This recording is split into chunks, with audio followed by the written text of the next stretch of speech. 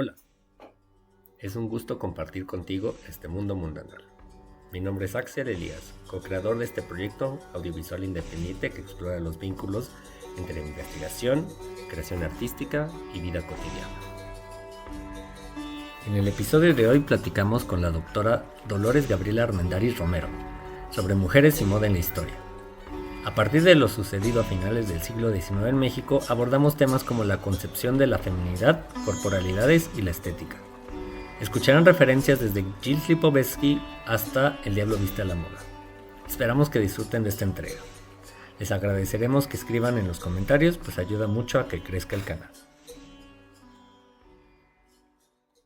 Bueno, bienvenidas, bienvenidos, bienvenides a una edición más, a una entrega más de este proyecto sonoro de Mundo Mundanal. En esta ocasión estamos platicando con Dolores Gabriela Armendáriz Romero, que es doctora en Historia Moderna y Contemporánea por el Instituto de Investigaciones Dr. José María Luis Mora, donde también obtuvo su maestría en la misma disciplina, en Historia Moderna y Contemporánea. Fue justo ahí donde coincidimos por 2 años de nuestro recorrido en el Mora, y es también licenciada en Historia por la Universidad Autónoma de Querétaro.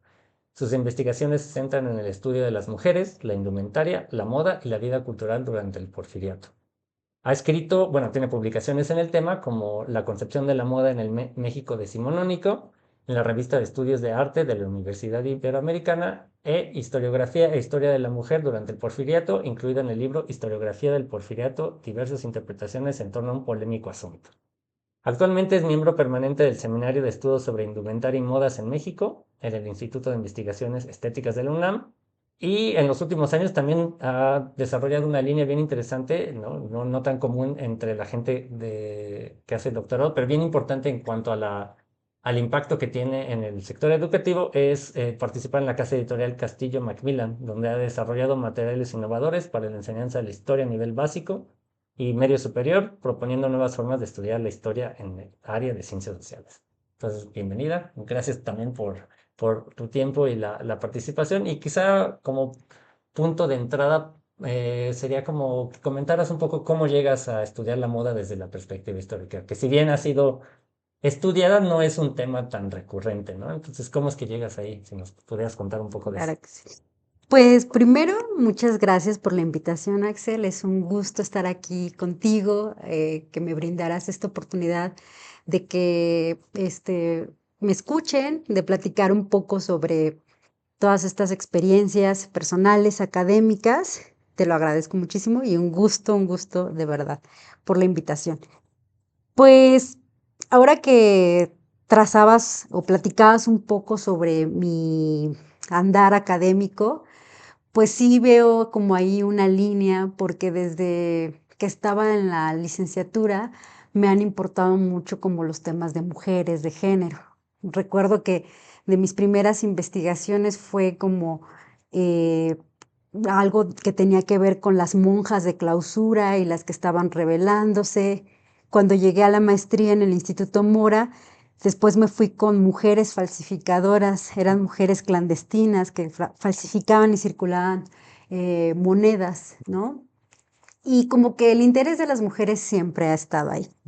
Y cuando entré al doctorado, pues se me planteaba otra vez este proyecto de investigación y pues decidí que este interés primario de vestirte y yo de repente decía, híjole, la moda, ¿no? Que actualmente deja más de 1.2, 1.6 más o menos billones de dólares anuales en la economía mundial y que ahora tenemos una moda como la fast fashion, que de verdad trae mucha polémica y mucho tema en la actualidad.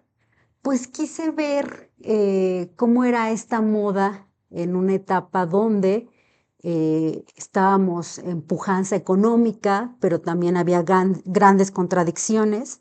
Entonces dije, necesito ver este fenómeno con lupa, con más detalle y llegar como al fondo de esta, de este fenómeno social, ¿no? Político y económico. Entonces, para allá me fueron llevando mis intereses y siempre cuando uno empieza una investigación empieza con grandes expectativas. Sí. ¿no? Así, Muy dickensiano eso, grandes expectativas. exacto. Voy a descubrir Sí. el hilo negro, ¿no?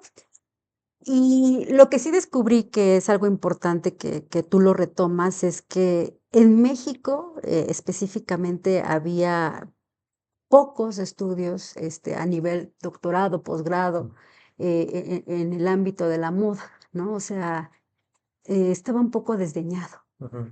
Sí. pero, te digo, estaba porque ha tomado un auge, ¿no? Ya, hay una red en la UNAM y también en el Instituto Mora, en el Colegio de México, estas grandes, casas, estas grandes universidades que han abierto este panorama, este interés, ¿no? Es un campo fértil, es un nuevo campo fértil, entonces eh, han ayudado muchísimo a traer este tema al mundo de la academia. Y eso está bien interesante. Y también lo más importante y lo que más he aprendido en este andar es que también se trata de estudiar la moda desde diferentes disciplinas. Hay proyectos, trabajos y estudios bien interesantes desde historia del arte, desde la antropología. Tengo compañeras y amigas entrañables que son, personas que se dedican a recuperar, la moda, la ropa de hace un siglo, las restauradoras, Sí, ¿no? súper Entonces, sí, perspectiva. Ujú. la sociología, de verdad, hay muchos caminos y lo que nos faltaba era tener como un punto de partida, un, un espacio común para decir, ah, mira, es que ellos ya hicieron esto ya se estudió desde aquí, y entonces empezamos a tejer redes, redes académicas donde nos empezamos a dar cuenta que sí había un trabajo precedente, ¿no? Ujú. Y eso fue bien interesante y arropó en todo momento mi investigación. Y eso me llevó a descubrir cosas bien padres. Ya. ¿Y esas redes en dónde, o sea, eran nacionales o incluso se empezaron a arrastrar redes internacionales de investigaciones que habían trabajado en México, quizá desde Estados Unidos, desde Reino Unido, o sea, como que se hicieron como todo este rastreo, por así decirlo, ¿no?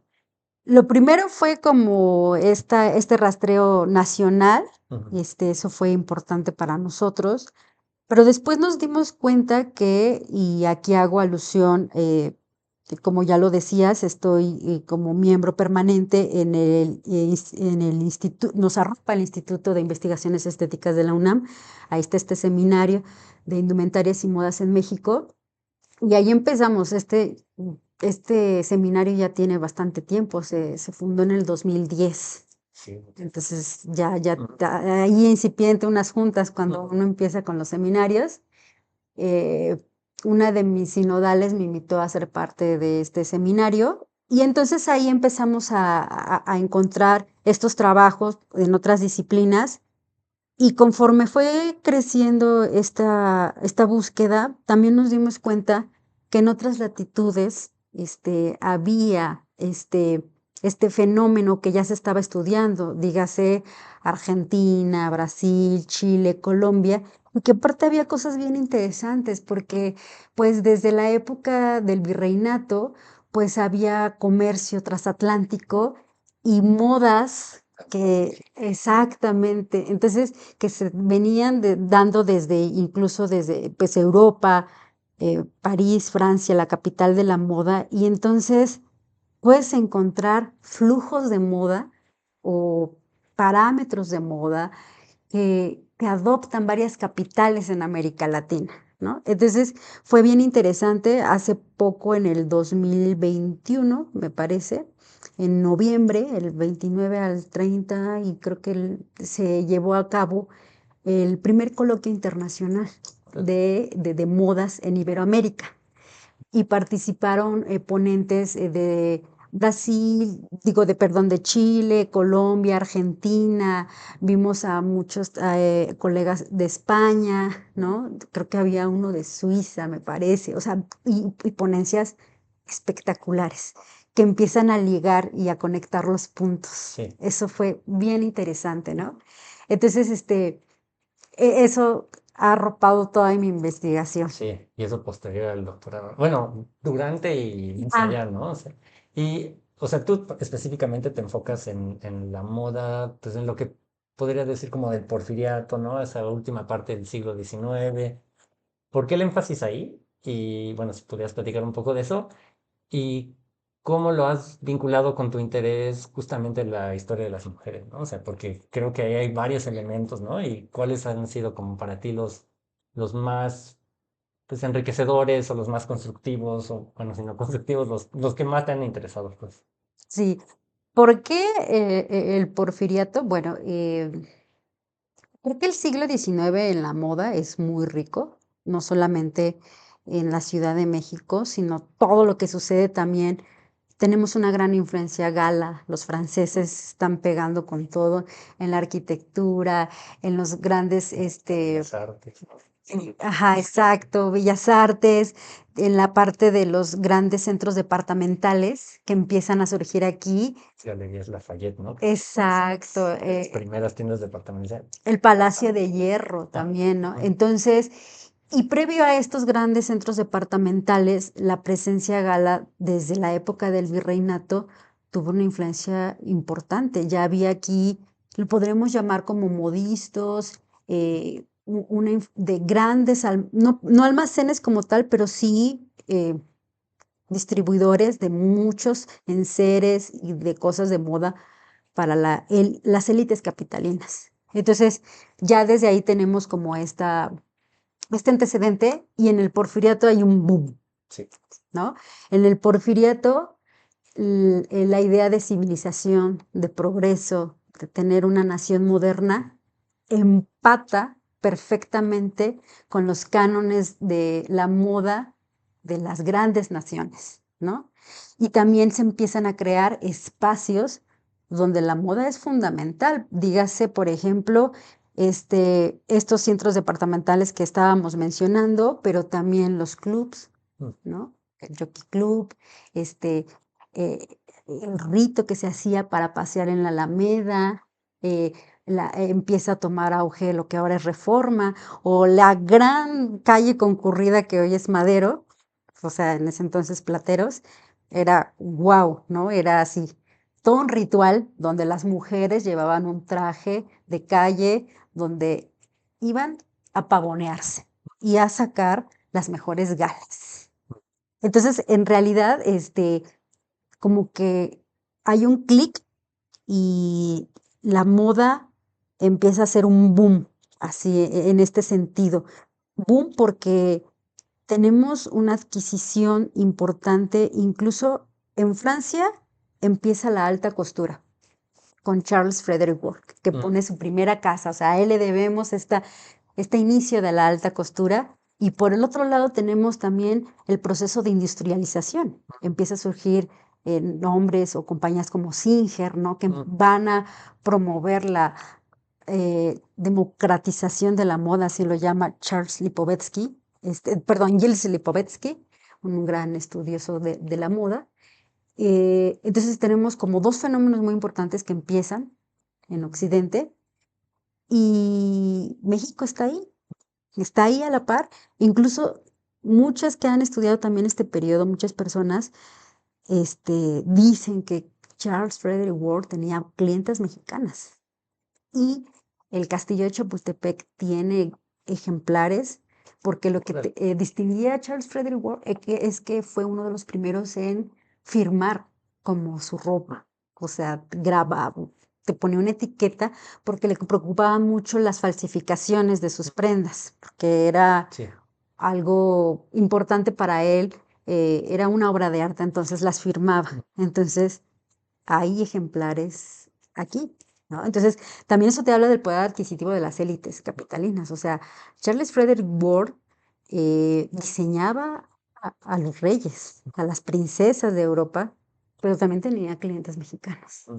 Eso está bien interesante. Sí, está bien interesante. Y no estaba pensando también con toda la presencia de textiles, ¿no? O sea, que la revolución industrial, según ya llevaba varias décadas, ¿no? Bueno, segunda revolución industrial, si queremos decirlo así. ya lleva varias décadas, pues sí contribuye al algodón de la India o de las Américas para generar esta posibilidad de generar varios como, o sea, como esta como masificación de la moda. Bueno, en todo su debida escala, ¿no? Pero sí como que ayuda verlo no solamente como un artículo de lujo, sino también cómo está inscrito en otras dinámicas como globales, ¿no? De comercio global, de capitales globales. O sea, el hecho de que hubiera una parte de la ciudadanía en la Ciudad de México y en otras urbes que pudiera pagar eso. Estoy pensando quizá el Bajío, Querétaro, ¿no? O sea, Guanajuato, pues habla también de eso, de esa eh, capacidad adquisitiva de hacerse de este tipo de prendas, ¿no? Entonces, sí le va dando como un toque interesante a lo que vas diciendo. Sí, y aparte porque a mí lo que me interesaba mucho, Ujú. pues es que mi investigación se centraba como en cuatro ejes y los más importantes que era, por ejemplo, el concepto de moda que ya no es igual ahora que hace un siglo y fracción, o los espacios que te comentaba, las prácticas cotidianas, es decir, cómo las personas se apropian de la moda y hacen uso de ella, y los estilos y las tendencias, pero sobre todo la contradicción o el sistema complejo de las mujeres porfirianas. ¿A qué me refiero con esto?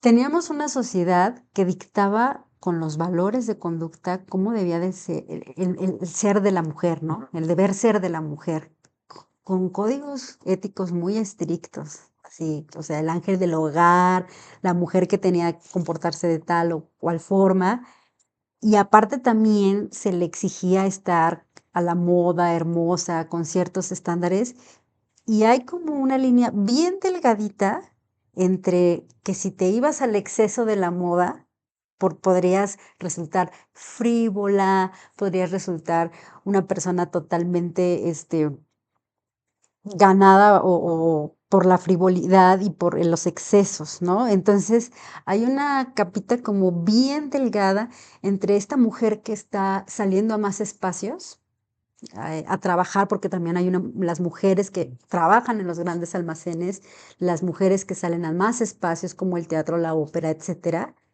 y este código importante de conducta, ¿no? Entonces, creo que esto fue lo que me llamó muchísimo, muchísimo la atención en esta investigación, ¿no? Que hay una complejidad en las mujeres de la élite capitalina. Sí, esa delgada línea siento que es como bien interesante, ¿no? O sea, y que va cambiando, ¿no? O sea, quizá no drásticamente, pero sí la moda es como un canal a través del cual puedes como ver esas fluctuaciones, ¿no? Sí, en tanto, pues sí, lo que decías de los límites entre la mesura y, o sea, cómo debía ser un equilibrio entre alguien que se preocupara por sí su imagen, pero que no se preocupara de más, ¿no?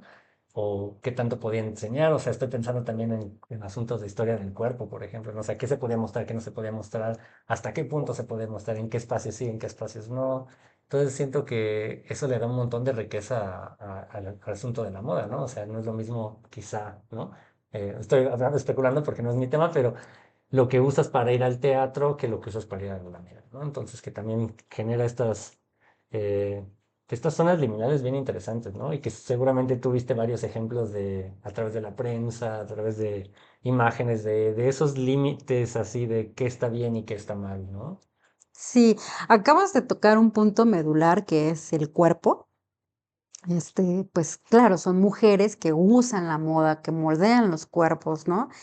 Y, y eso fue algo que me impactó porque uno pensaría que actualmente las mujeres por la moda, sobre todo cuando estamos hablando de grandes estratos que ya sabes, estas casas todavía de alta moda como, no sé, Chanel, etcétera, ¿no? Que gastan miles y miles de pesos o las mujeres que ahora abogan por la cirugía para tener ciertos estándares de belleza. Entonces uno pensaría que, ay, qué exceso, ¿no? Pero la verdad es que el cuerpo y la moda también tuvo sus complejidades y tuvo sus especificaciones en este siglo XIX, finales del siglo XIX. En estas eh, publicaciones periódicas que fueron casi la parte medular de mis investigaciones, pues hablan mucho, la moda es un tema que no solo los cronistas de la moda llaman a decir, o los figurines que mandan, ay, ¿cómo está la moda en Francia? No, hay científicos, hay higienistas, hay muchas personas que están abordando el tema de la moda. Y en algún momento donde la moda acaparaba la tercera o cuarta página, de repente ya estaba en primera página porque era un tema medular. Y muchos de estos disertaciones o escritos o opiniones de estos científicos o algo, era esto que la moda hacía a veces mucho daño a las mujeres, ¿no? En el cuerpo. Por ejemplo, en estas publicaciones vas a ver mucho sobre el corsé, Ujú. ¿no? El corsé. Este, este aparato, para los que nos están escuchando y es la primera vez que lo hablan, que es como una especie de fajilla que en ese entonces se hacía con madera, hierro o hueso de ballena y que tiene la virtud de reducir tu cintura. Estamos hablando, para que se den una idea, que las mujeres de ese tiempo, su promedio de cintura era de los 60, 70 centímetros y el corsé lograba bajarte a 35 o 50 centímetros, pero pues traía grandes lesiones porque aplastaba pulmones, hígado, estómago, e incluso había mujeres que lo usaban durante 16 horas al día. Entonces, pues muchas veces se desmayaban, no podían respirar, o si embarazaban, pues a veces los niños sí tenían cierta afectación, ¿no? Y son los científicos los que están ahí abogando porque existe una reforma del traje para que por favor ya se deje de usar el corsé que tanto hace daño, ¿no? Y esa es solo como una parte de la indumentaria, ¿no? De la moda. Pero hablamos que, como hace rato comentabas, que para cada ocasión había una especie de vestuario, ¿no? Es decir, si ibas al teatro, si ibas a la Alameda, si ibas al mercado, había que cambiarse de 3 a 4 veces al día. Y aparte de eso, estamos hablando que si ibas a la ópera, por ejemplo, pues usabas un sombrero que pesaba de 2 a 3 kilos, más todo el peso de la indumentaria, ¿no? Entonces, sí resulta que también la moda en esta etapa Ujú. sí cobraba. Sí, sí, cobro, ¿no? Y me haces pensar como en dos cosas, ¿no? El asunto de clase, ¿no? Que obviamente es bueno, quien tiene acceso a estos recursos, pues es de una cierta clase social o tiene ciertos ingresos. Y estoy también pensando en género, o sea, eh, qué tanto las mujeres también empiezan a participar en estas discusiones públicas a través de la prensa o a través de escritos sobre su derecho a la moda y a cómo van a desenvolver sus cuerpos en la sociedad, ¿no? Entonces, eh, ¿también descubriste algo de estos debates? O sea, eh, no sé si te quieras meter por el lado de género, por el lado de clase, o por ambos, ¿no? ¿Hay algo que puedas agregar a eso? Sí, yo creo que la cosa más bonita de las que me encontré en mi investigación, y quisiera ahorita primero abordar una y después nos vamos con el concepto de género. Digo, perdón, de moda, y ahorita voy para allá. Pero una de las cosas más interesantes y más ricas que me encontré en estos crónicas de la moda, en estas artículos de moda, fue precisamente la participación de las mujeres en la escritura, en la prensa, eh, en los periódicos, ¿no? ¿Y por qué? Te voy a decir que encontré y ha sido como muy grato. Ya la doctora Lucrecia Infante Vargas tiene estudios de la mujer en la prensa, con recuerdo las violetas de Anáhuac, etcétera. Pero ya desde el siglo XIX, empezó a tomar auge sobre esta prensa dedicada para las mujeres, ¿no? O sea, ya estamos hablando desde 1820, 40, 50, y durante el Porfiriato hay un boom también en este tipo de prensas, o sea, vemos el Diario del Hogar, el Álbum de la Mujer, la Patria Ilustrada, el Correo Ilustrado, el Correo de las Señoras, las Violetas de Anáhuac. Hay un montón de prensa dedicada a un grupo de mujeres, ¿no? Dorado. Exacto, o sea, Entonces, uno podría decir, bueno, se contrataban a las personas para aquellos temas de interés en ese momento de las mujeres, pero en la moda se da un fenómeno que a mí me llamó muchísimo la atención y creo que son de las grandes cosas que me quedé sorprendida, porque me di cuenta de un fenómeno que pasaba. Eh, en Francia, que era el faro de la moda, pues ahí estaban los últimos hitos, ¿no? Es decir, que se estaba usando, que usó el rey, que usó la reina, o en ese momento, que usaban los burgueses, etcétera, ¿no? Había corresponsales en España, corresponsales les podría llamar de una forma moderna, que a ellas llegaban estas crónicas de Francia o a veces iban de manera directa a ver estos grandes eventos de moda. Ellas en España hacían una traducción, pero no solo una traducción, sino una adaptación de lo que les podría interesar al público latinoamericano, específicamente el mexicano. Tengo dos cronistas como muy marcadas porque fueron muy constantes en mi investigación, que es María del Pilar Sinués y Joaquina Balmaceda. Estas dos cronistas, aparte de ser mujeres preparadas, podríamos llamarlas como mujeres modernas porque viajan, están preparadas, están instruidas. Aparte de hacer las traducciones, le, Bueno, o bilingües cuando menos. exacto, le escribían al público mexicano. Entonces, hay una readaptación y una adaptación de la moda. Ellas ven lo que están viendo, los grandes hitos de la moda en Francia. Ellas hacen esta traducción, adaptación, y luego escriben para la prensa mexicana y les dan consejo a las mexicanas de cómo llevar a cabo esa moda. O sea, por ejemplo, en algo muy tonto, porque usaban abrigos, ¿no? Porque las temperaturas allá, pues ya debes de saber, son Sí. extremas. Pero decían acá, pues eso no lo podemos usar nosotras, o el escote no sería recomendado para esto, ¿no?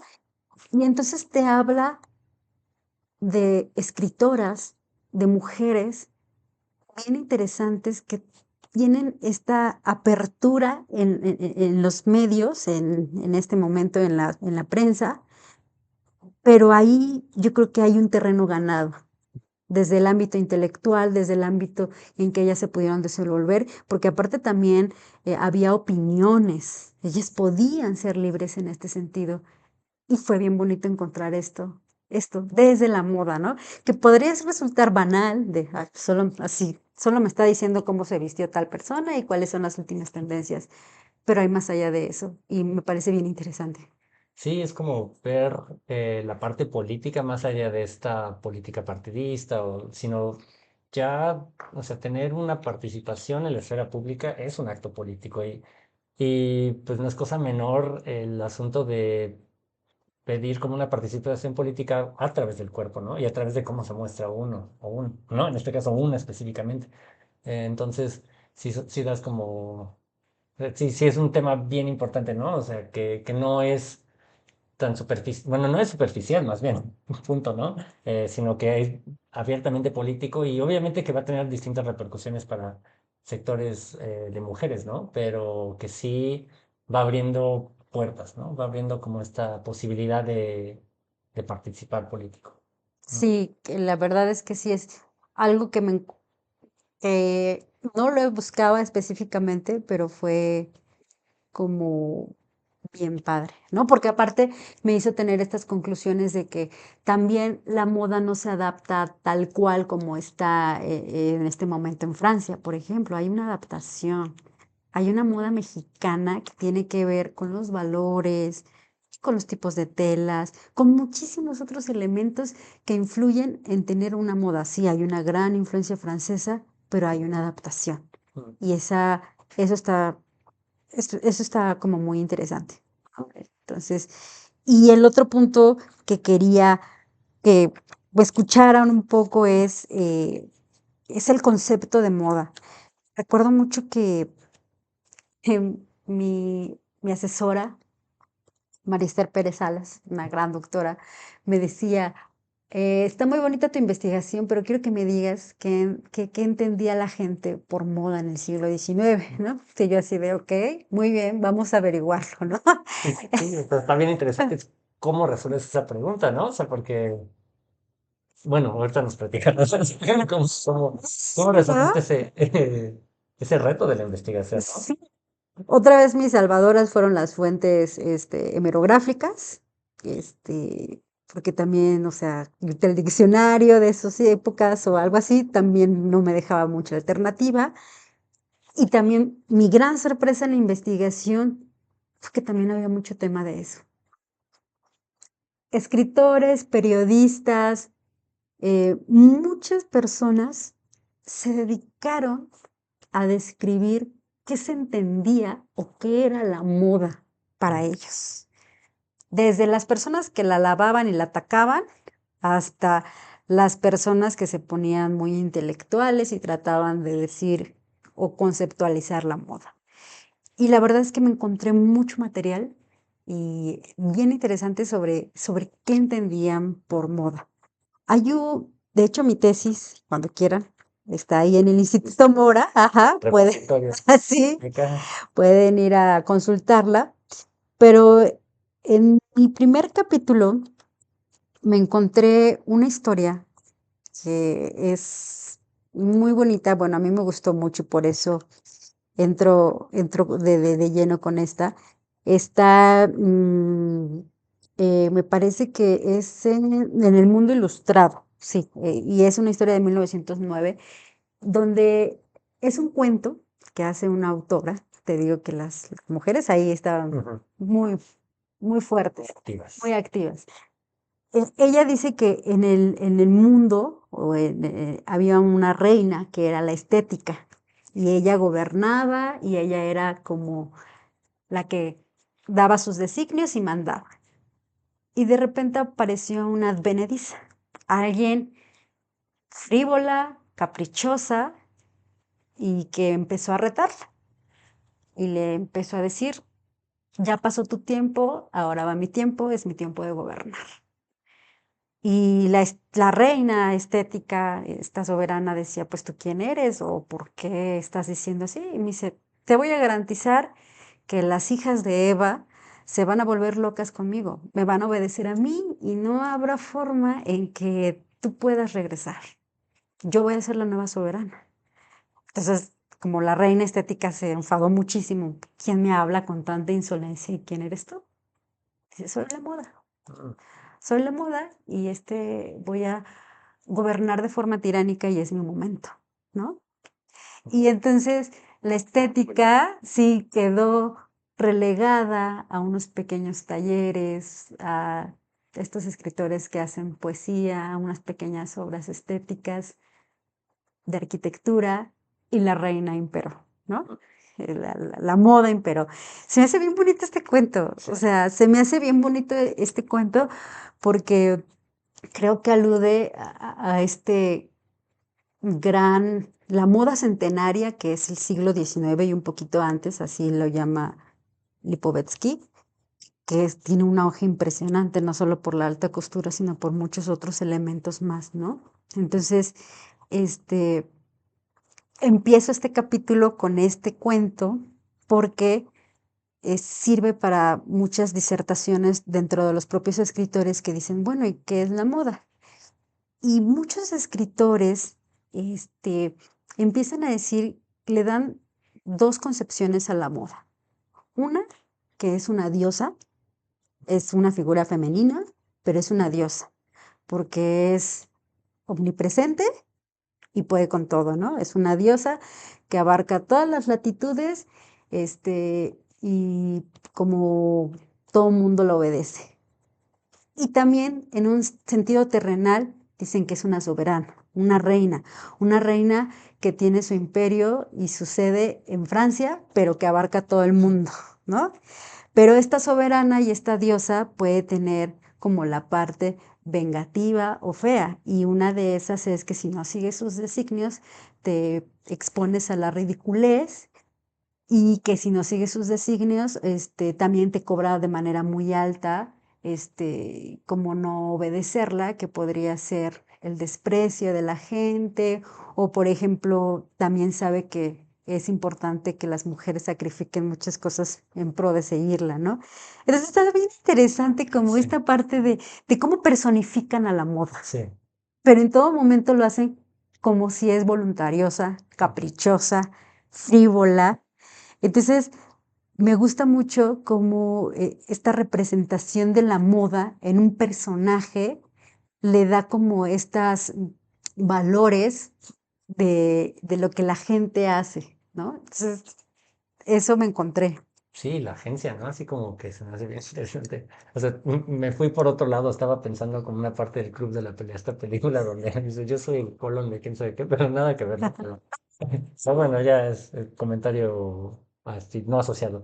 Pero se me hace bien interesante que hayas encontrado algo así, ¿no? De una reflexión de qué es la moda en ese momento, ¿no? Y esta como este auge, ¿no? Has descrito, como un boom, ¿no? Así como que empieza a ser tan, como un tema tan presente, o sea, que está como cuestionando la monarquía de la estética, ¿no? O sea, como que eso se me hace bien interesante y quizá, o sea, tus fuentes están probando eso, ¿no? Que sí estaba tan presente que sí estaba poniendo ahí cuando menos en duda, pues eso, ¿no? O sea, la manera en que pensamos lo estético, ¿no? Está- Sí, y es un tema que llama muchísimo la atención porque eh, hay muchos escritores o periodistas o cronistas que la están atacando muchísimo, llaman a la mesura, se apoyan con los manuales de comportamiento, como el manual de Carreño, así donde por favor, señoras, mesura, etcétera. Pero también tenemos a gente y los mismos medios de comunicación que tienen en ese momento páginas donde exhiben figurines, donde están los grandes centros departamentales con sus publicidades, se están ofertando las primeras máquinas Singer. Ujú. Entonces, es que es como contradictorio, pero a la vez muy interesante ver como las dos partes, ¿no? Es decir, y te digo, y la mujer tenía que moverse en ese sentido, decir, bueno, si soy mesurada, si sigo al pie mi manual de Carreño, del Ujú. comportamiento, etcétera, pero también la moda es un estatus, es un prestigio de clase. Los hombres se mesuraron un poco porque también hay moda para hombre y donde hay gastos onerosos, pero la mujer es la que luce y da el prestigio de esa familia que le está yendo muy bien y que tiene esa bonanza económica. Son en las mujeres donde se va a representar esa riqueza. Entonces, eh, tenía que tener como un toque muy exquisito, mesurado, pero a la vez elegante. Entonces, creo que no era fácil para ellas. Sí, no, no, y también estoy pensando que quizá también estaba ahí, pero es más pregunta, ¿no? Como estas tensiones entre el nacionalismo de moda, o sea, es decir, una moda mexicana y como pensar en las influencias extranjeras como extranjerizantes o como que rompen con la moral nacional, algo así. O sea, ¿también encontraste este tipo de tensiones en tu investigación o eso no está tan presente como para Eh, este periodo? Todavía yo creo que no está tan presente, solo las adaptaciones las hacen una por el clima que sí es muy diferente a las naciones europeas en Ujú. Occidente, que son distintos. Y esto de la mesura, ¿no? Sobre todo los escotes, o sea, es que era muy escandalizante para las personas de esa época enseñar un poco de brazo, empezar un poco de tobillo o algo así. Entonces, hay esas mesuras, ¿no? Entonces, las adaptaciones, pero creo que ahí está la riqueza de esta moda mexicana. Estas adaptaciones no son una calca exacta de la moda francesa. Creo que sí hay una adaptación y ahí podemos empezar a ver como este primer indicio nacionalista que después se va a exacerbar ya para el siglo XX, con los años 20, 30, 40, donde sí, incluso el rebozo, el color fuchsia, etcétera, van a tomar un realce impresionante, Ujú. ¿no? Porque ya se busca este carácter nacionalista. Por ahora, creo que la práctica es la que podría dar como una moda mexicana. Ya. Sí, también estoy pensando en las resistencias, ¿no? Que se dan dentro, o sea, o las diversas maneras en que las mujeres pueden adaptarse, o sea, o mostrar resistencia en torno a que se visten, ¿no? Así también siento que es un campo bien interesante y seguramente también tanto hombres como mujeres participaron en esos debates, ¿no? De qué podía ser usado o no. Pero, Sí, es que te digo, hay muchísimo material, o sea, la verdad es que sí se daban vuelo, la verdad en la prensa, en estas publicaciones hemerográficas puedes ver muchísimo, son bien ricas. Yo usé muchísimos periódicos y siempre era como centrarme porque, es que, no, te juro que me da risa porque como media híjole, no, no, no, no, es que analogía. se te va como el interés por otro lado. Si no te centras, se te va o sea, por ejemplo, algo de mis grandes, como, como pequeños gusanitos que me quedaron durante la investigación, era precisamente esta parte del cuerpo, el cuerpo, ¿no? O sea, en el sentido de que, pues, imagínate una moda, o sea, imagínate lo que significaba ir al baño, Mm, estar en un periodo de menstruación de la mujer, cuando sudabas. Esas necesidades fisiológicas, ¿cómo se transformaban en el uso de la indumentaria y la moda? O sea, sí vemos algunas cosas, tengo compañeras que hacen cosas bien bonitas, ¿no? Por ejemplo, Marta Sandoval tiene cosas bien interesantes sobre vestuarios de la época virreinal y ella a veces trabaja un poco sobre este uso, ¿no? Y el cuerpo y, o las manchas que dejaban en ujú. la ropa, ¿no? Y aparte porque la indumentaria y la ropa como que ya no tienen este mismo significado que ahora nosotros tenemos, o sea, estamos hablando de artículos de lujo Ujú. que tenían un alto valor, en donde incluso se heredaban, se empeñaban. Tú ves los registros porque costaban muchísimo dinero. Ujú. O sea, era un bien que tal vez ahorita nosotros no alcanzamos a asimilar. Sí, con lo que decías de la moda rápida, ¿no? O sea, como que sí, o sea, es un uso distinto de cómo vestimos, ¿no? Así de cómo podemos cambiar en una temporada relativamente fácil. O sea, una misma playera, distinto tono de color, porque no está de moda ya ese color, sino es otra paleta de colores o así, mientras, porque es relativamente accesible, ¿no? Pero lo que pues, estás diciendo aquí es como pues eran artículos de alto valor que no se podían cambiar cada, no sé, cada año, o quizás sí para algunas personas, pero no para todas, ¿no? Sí, era una mínima población. O sea, Ujú, cuando hablo de élites, estamos hablando de poquitas personas que tenían acceso a estos cambios. La verdad es que la gente tenía poca ropa, la cuidaba muchísimo, y volvemos a esta parte del cuerpo.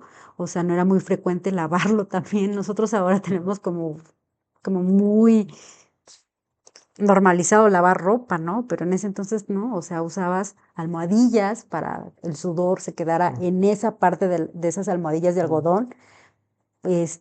Usabas muchas otras cosas para que el traje, podemos llamarlo así, el traje no lo tendrías que lavar porque muchas veces eran trabajos a mano, bordados, muy costosos, que mm. no podían andarse tallando, ¿no?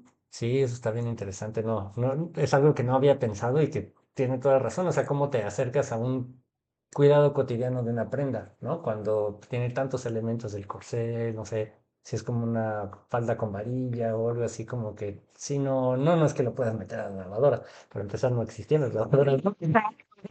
Era el puro lavado manual, ¿no? Y eso implica otra chamba, ¿no? Entonces que sí tiene que ver mucho con el uso cotidiano que le vas a dar a una prenda, ¿no? Y cómo la conservas y demás. O sea, Sí, sí, que, sí, y volvemos otra vez con el tema referente con el cuerpo, ¿no? Y no solamente era cómo lo ensuciaba, sino lo que implicaba cargar eso, ¿no? ujú, O sea, el polizón que era una parte trasera de la falda, que también estaba armado, pues también, imagínate, en mi tesis tengo varias crónicas donde era bien incómodo para ella sentarse, ¿no? En la ópera, en el teatro, o también las quejas de las personas que iban a estos eventos y no los dejaban ver por sus sombreros. Entonces, Sí, tenemos como esta parte incómoda de la moda, pero que ellas se arriesgaban y lo hacían, ajá, ¿no? O sea, era eso, era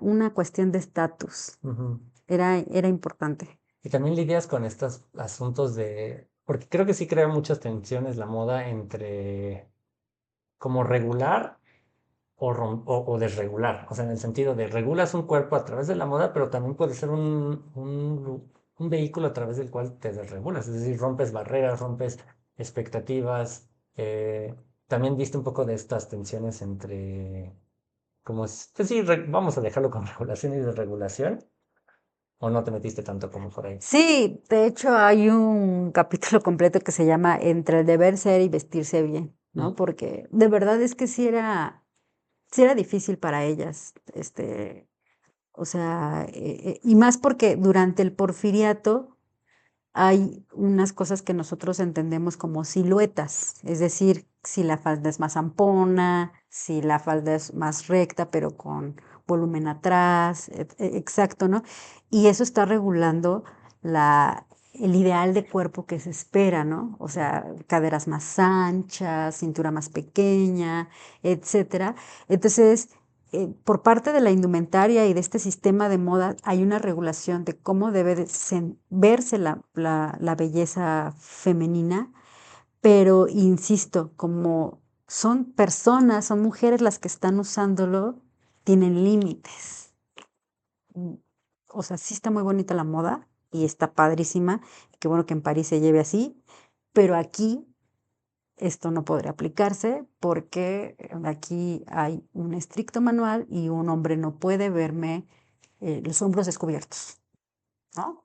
O el escote debe de estar aquí, etcétera, etcétera. Entonces, ahí hay un gran trabajo también que en mi tema, en mi tesis no lo trato, ni en mis proyectos de investigación, pero tengo una compañera de la UNAM que lo trata, que es que esta parte de los modistas, que aquí son costureros, que son los que adaptan los figurines, los maniquís, y toda esta parte de del trabajo detrás de la moda, ¿no? Entonces está bien interesante cómo empieza también a surgir los costureros, los trabajadores y las trabajadoras de las tiendas departamentales, todos unos nuevos sujetos sociales que surgen a partir de este fenómeno. ujú. Y está bien padre ver cómo contribuyen a este fenómeno de la moda y que se están adaptando a estas contradicciones, como las dices tú, de la mujer que quiere estar perfecta en términos de vestimenta, pero también ser recatada, mesurada, que se vea un ángel del hogar. Sí, sí estoy pensando que también, o sea, incluso desde las industrias textiles en Puebla, ¿no? Hasta los almacenes que estás diciendo, ¿no? Este crecimiento de almacenes, pues que ahorita vemos mucho en ciertas partes de la zona centro, ¿no? O sea, como que sí hay una diversificación de gente especializada, desde costureros, modistas, o sea, un montón, ¿no? Es como que sí se ve mucho de eso, ¿no? Y pensando cronológicamente, o sea, con este trabajo de allí, siempre, Ajit Luis, me parece, la de arte, cuerpos de Co, ¿no? Que ya para los Ajá, 20, ¿no? sí. Habla de cómo se da este gran cambio pues, de líneas más rectas, ¿no? En comparación a lo que venía dándose con el Art Nouveau, así como más redondos, ¿no? Como más acintureado, ¿no? Y como ahí está también pues un periodo también de crítica hacia estos, que no es algo que estudias, ¿no? Pero estoy pensando que sí se ha dado de diversas maneras este debate, ¿no? O sea, un poco ya, quizás sacándote un poco de tu zona de confort, no zona de confort, pero la zona que tienes más conocida, ¿no? Que es el porfiriato, hacia más entrado del siglo XX, ¿no? Yo creo que sí está bien conectado todo. Ujú. O sea, aunque ya vimos que destronaron a la estética, pero sí está conectado como esta parte que tú estás viendo de la influencia en la arquitectura, o sea, en París hay todo un movimiento con el Art Nouveau, desde los grandes arcos de cristal Mm. y todo eso se traspola a la moda en las líneas que sigue las formas de las mujeres. Entonces, yo creo que sí hay una gran conexión, o sea, sí hay una gran conexión. Y esto se vuelve interesante porque entonces en el porfiriato, como su ideal, sabrás tú cómo Porfirio Díaz tenía una obsesión por afrancesar a la Ciudad de México y el país entero, ya sabes, sus menús en francés y que bellas artes y etcétera. Entonces, también hay una política de Estado que está muy al pendiente de que este progreso se note en el ámbito material, no solo de edificios, sino en políticas de muchas otras cosas económicas y sociales, y la moda es un reflejo también de esto, Mm. ¿no? O sea, doña Carmelita es una persona que viste con los últimos hitos de la moda. Entonces, creo que sí, es como un todo, Ujú. se entiende un todo. Sí, creo que sí es un buen lente para analizar otras problemas, ¿no? Y bueno, si tienes algún otro tema que se haya quedado en el tintero, no es exhaustiva la conversación, obviamente, ¿no? Pero que sientas relevante, sino lo que se me ocurre es cómo informa esta investigación que tú realizaste de hace más de un siglo a la manera en que piensas la moda ahora, ¿no? O sea, como que creo que hay varios elementos que podríamos, obviamente, entender que hay un proceso histórico, ¿no? Que no es como que sea un símil de uno a uno, pero te da como de alguna manera eso que estudiaste en el siglo, bueno, en la transición al siglo XX también te marca la manera en que tú piensas la moda ahora en el siglo XXI. Sí, claro que sí, porque siempre hay temas como en el presente que me hacen mucho ruido, como esto de la fast fashion, ¿no? Mm. Creo que no somos conscientes de muchos temas que implican la moda, como las grandes cantidades de agua que necesita, cómo están contaminando el planeta, como este botadero en Chile que es Mm. Sí, impresionante. Se me acaba de ir ahorita el nombre, ahorita espero que me regrese. sí, ahí lo ponemos en las notas. Sí, pero hay grandes toneladas Ujú. de desperdicios de ropa ahí. Y creo que hay movimientos importantes que se están retomando ahorita para un poco parar este fenómeno, que pues, no es nada nuevo, pero es el reciclaje de la ropa, que para nosotros los mortales es como ir a comprarlo de la paca, ¿no? Ir a los tianguis, ¿no? Pero ahora ya le están dando como un toque más, Sí, ¿cómo lo diremos? es cínica. Ah, Pues es que, no, ¿cómo lo diré? Pues un toque más sí. chic, fashion, que no sea de muy pobres.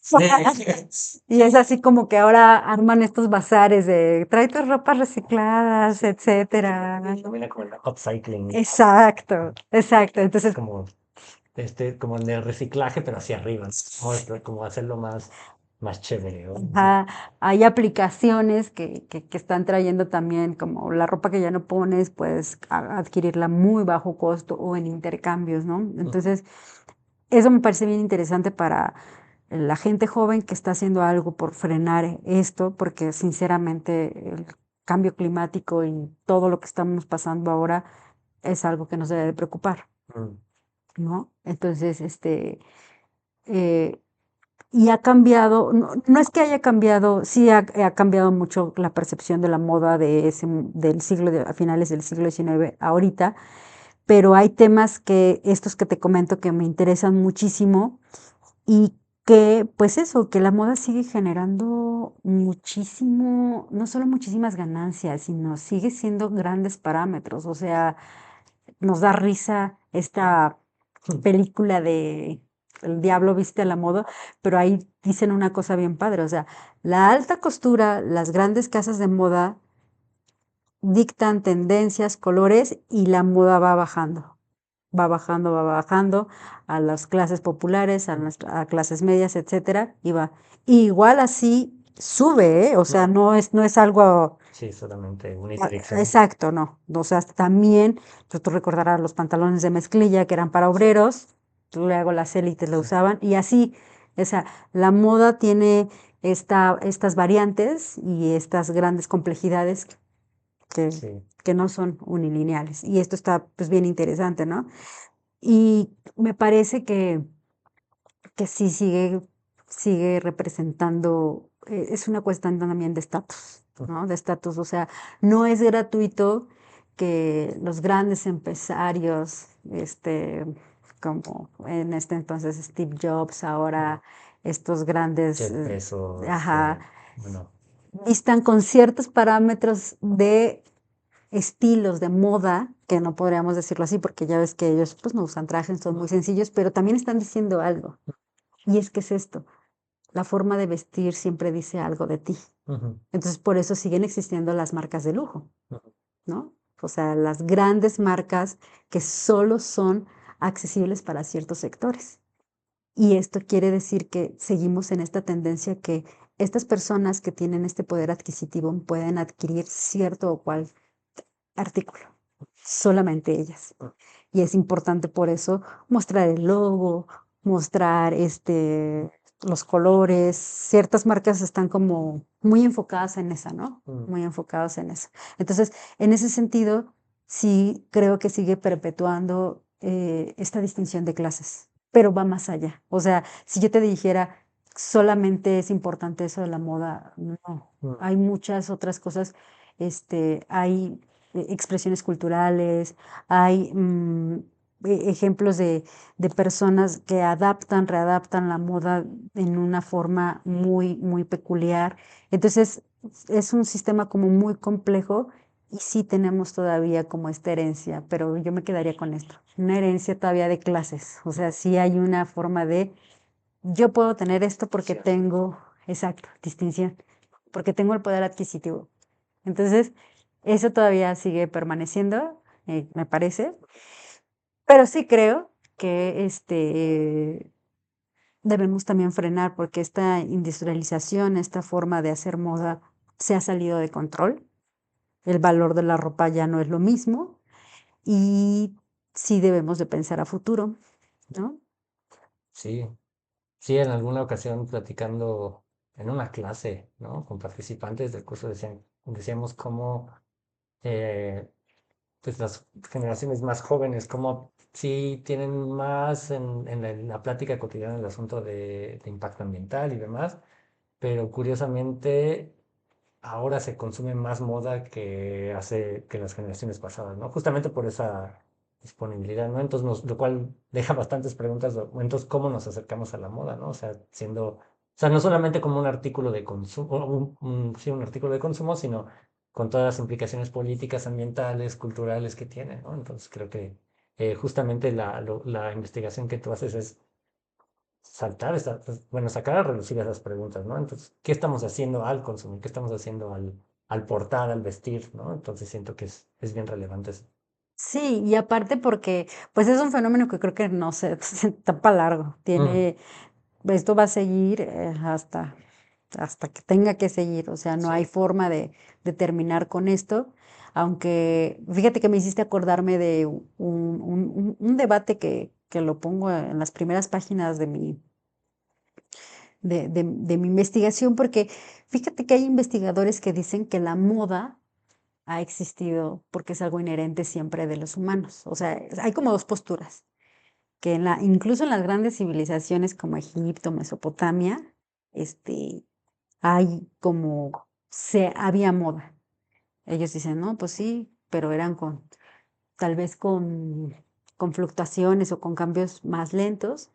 Y hay algunos otros investigadores o otros estudiosos como Lipovetsky que dicen que no, que la moda es un fenómeno de la modernidad, que así como la conocemos nosotros, que la moda es un fenómeno que tiene un inicio histórico, él dice que la podemos encontrar sus inicios en la época de la Edad Media, sobre todo a finales de la Edad Media, donde empieza como esta modernidad, esta primera globalización, y que es un fenómeno que ahí se puede encontrar como ahora lo conocemos, y que es un fenómeno netamente urbano. Dice, el fenómeno de la moda es urbano, se da en las ciudades. Puede haber alguno que otra cosa en el campo, pero es netamente urbano. Y entonces están estas dos puntos donde dices, si te hace pensar, ¿había moda con los egipcios? Ujú. ¿O eso no se le podría llamar moda? ¿O la moda es algo de la modernidad? Sí, clasificación, Exacto. Es un debate bien interesante, sí. porque, por ejemplo, lo que dice Lipovetsky es que los términos de moda, o como él lo llama, sistemas de moda, vienen arropados de estos grandes cambios y estas industrializaciones a grandes escalas, entonces que antes no podían verse. O sea, un cambio en una línea de una mujer tardaba muchísimo, y aquí vamos con temporadas, con nuevas cosas. Entonces, pues es interesante, y lo saco a colación porque creo que este fenómeno pues va a seguir. O sea, aunque a ellos, que esas personas que dicen, es que yo no sigo moda, te diría que no están pensando bien lo que están diciendo. Yo no soy político, no, es como que Pues sí, ¿no? todos lo somos, todas y todos. Porque hasta en el mismo hecho de decir, pues yo sigo una moda aesthetic, o, Ajá, o este, sí, o yo voy y compro mi ropa de segundo uso, algo, pues hay una interpretación de cómo quieres lucir y qué quieres decir a partir de tu indumentaria. sí. Entonces, es difícil que ese fenómeno se vaya a ir próximamente. Sí, sí, no se va a ir. Pues si te parece bien, algún otro tema, sino para dejar con pues, tu contacto, si hay alguna red social, alguna manera de mantener, porque hay mucha gente interesada en estos temas, justamente por todo lo que nos has platicado, algún lugar para contactarte o bueno, ya tu investigación la vamos a poner en enlaces, algún contacto de ti, de tus redes. Claro, mira, en el seminario en donde estoy, muy fácil, entras, googleas, pones Seminario de Indumentaria y Modas en México, y ahí sale nuestro blog. Ahí viene quiénes estamos, y si quieres contactarnos vienen nuestros correos y reportado. Y es un blog activo, se suben muchas investigaciones, pequeños artículos, ponencias, etcétera. La verdad es que el seminario es, como te comento, bastante activo. Ahorita creo que están haciendo también unas grabaciones, pero normalmente o están subiendo cosas al Facebook, que también puedes encontrarlo igual. Entonces ahí puedes tener contacto con nosotros, porque sí hemos recibido luego a solicitudes de personas que en provincia, por ejemplo, ay, soné como Chabelo. Sí, de las grandes ciudades. En los estados, pues quieren analizar este fenómeno, en San Luis Potosí, en Querétaro, en el norte seguramente hay otro fenómeno, porque están cerca de Estados Sí, Unidos. Monterrey, por ejemplo, que es una ciudad súper industrializada, Exacto. muy cerca de Estados Unidos, justamente. Nos encantaría saber cómo fue este fenómeno allá, ¿no? ¿Qué influencia tuvieron de los textiles, que podían también, como ahora, viajar mucho a Estados Unidos? Con Ciudad Juárez, Tijuana y demás, ¿no? Yo creo que estaría bien interesante, y lo que queremos hacer es esto, hacer una red todavía más grande de estos estudiosos. Estamos ahorita como muy contentos y muy contentas de todo lo que hemos logrado, pero también pues se hace la invitación. En estéticas, las doctoras Julieta Pérez Monroy, que ella fue la fundadora, que que empezó todo esto, fue no solamente la fundadora, sino la pionera en hacer como una tesis de grado doctoral en forma de la moda, fue ella, y ella fue la fundadora de este seminario. Entonces ella siempre está empujando, empujando, empujando. y da clases en posgrado en estéticas y da un curso sobre modas, parece, ¿no? Aunque también ella está en la Preparatoria Nacional.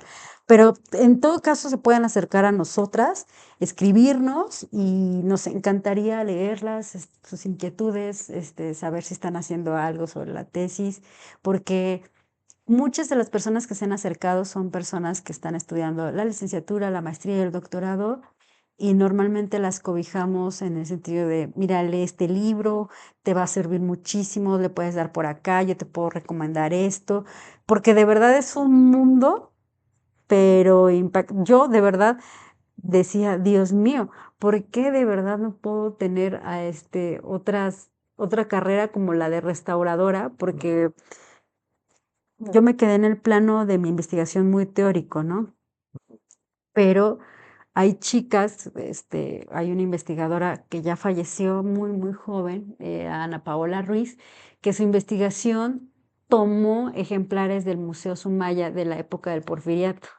Entonces ella hace un análisis de los textiles, bien interesante, y quedaba esto de ya, como era una ropa usada, pues quedaba bien impactante su investigación en el sentido de cómo se habían hecho ciertas manchas o cómo estaban los textiles. Tenemos también ahí en nuestro equipo a restauradoras del Museo del Castillo de Chapultepec. El museo tiene unas cosas espectaculares, espectaculares. Hace algunos años se presentó Hilos de la Historia y sacaron, de verdad, ojalá hubiera podido preservar más tiempo esa exposición, vestidas de la época virreinal, que son una cosa espectacular. O sea, son unos monstruos y ya no los van a volver a sacar por lo delicado. Están ya muy viejitos y volverlos a exhibir implicaría, exacto. Entonces, pero fue hermosa, hermosa esa exposición y estuvimos ahí también metidas. O sea, como que me da un buen de gusto porque también a veces hasta las televisoras han contactado a miembros de nuestro seminario y del instituto para alguna reflexión, no, sí, exacto, Sí. películas, de no la vaya a regar, Sí. yo voy a poner, Al final no se hagan caso. o al final se hace lo que puede con el presupuesto, Sí, pues, pero lo intentan, ¿no? sí. Entonces, pues se agradece, Ujú. porque ya vamos ganando más terreno. Sí, ay, sí, mucho que hacer. Pues concluimos con eso. Muchas gracias, Gabriela, y bueno, hasta la próxima. Gracias a ustedes, hasta luego. Agradecemos mucho su atención por llegar al final de este episodio. Por favor, escríbanos en YouTube, ayudarán mucho a que crezca el canal y compartan si es de su agrado. Pueden encontrarnos en redes, en Mundo-Mundanal, en TikTok, Instagram y Twitter, o contactarnos vía correo electrónico en mundo.mundanal@gmail.com. El tema musical se llama Exploradores y es de Lu Yang Juan. La dirección artística de Augusto Elías.